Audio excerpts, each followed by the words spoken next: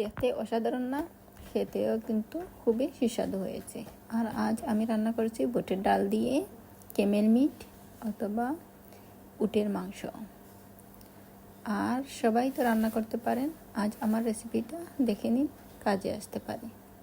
এখানে 800 গ্রামের মতো উটের মাংস বা ক্যামেল মিটটা নিয়েছি। আর এখানে বুটের ডালটা 4 ঘন্টার মতো ভিজিয়ে রাখছি। এখন ভালো করে ধুয়ে পরিষ্কার করে আবারও পানি দিয়ে ভিজিয়ে রাখছি। এখানে 2টা পেঁয়াজ, 1টা রসুন আর 1 টুকরা আদা গ্রেট করে রাখছি। এখন একটা পাতিল ধুয়ে সুন্দর করে পরিষ্কার করে নিয়েছি আর মিটটা দিয়ে দিলাম। এখন আদা, রসুন, পেঁয়াজও দিয়ে দিলাম।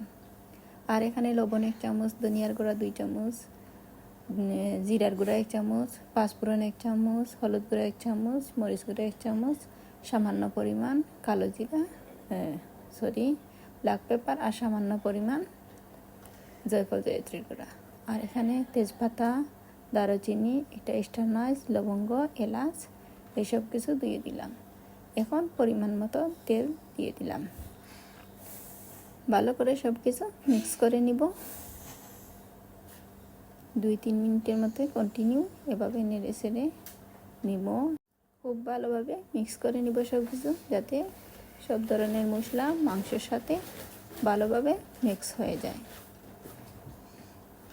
মোটামুটি খুব ভালোভাবে মিক্স হয়ে গেছে। এখন চুলায় বসিয়ে দিলাম। প্রায় ঢাকনা দিয়ে ডেকে আধা ঘন্টার মতো জাল দিব।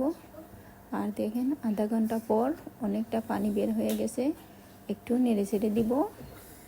আবারও ঢাকনা দিয়ে জাল দিব পানিটা শুকিয়ে যাওয়ার আগ পর্যন্ত। আর এইটা দেখেন পানিটা শুকিয়ে গেছে, তেলটা উপরে ভেসে উঠছে। এখন আগে থেকে ভিজিয়ে রাখা বুটের ডালটা দিয়ে দিলাম। দিয়ে খুব ভালোভাবে মিক্স করে নিব। এখন আমি ঢাকনা দিয়ে ডেকে 10 মিনিটের মতো রেখে দিব। 10 মিনিট পর দেখেন তেলটা আবারও উপরে ভেসে উঠছে। আর এখন ভালো করে নেড়ে ছেড়ে এখন আমি ফুটন্ত গরম পানি দিয়ে দিব। হালকা নেড়ে ছেড়ে ঢাকনা দিয়ে ডেকে বেশ কিছুক্ষণ জাল দিব। আর এই তো দেখেন পানিটা অনেকটা শুকিয়ে গেছে আর ডালটাও খুব ভালোভাবে সিদ্ধ হয়ে গেছে।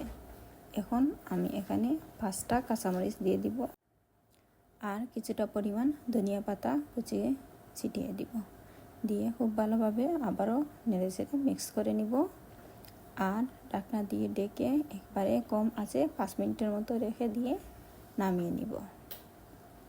আর যেহেতু মাংস রান্না করছি তো সালাদ তো অবশ্যই করতে হবে, তাই কিছুটা পরিমাণ সালাদ করে নিলাম। টমেটো, শসা, গাজর আর কাঁচামরিচ, পেঁয়াজ কুচি দিয়ে।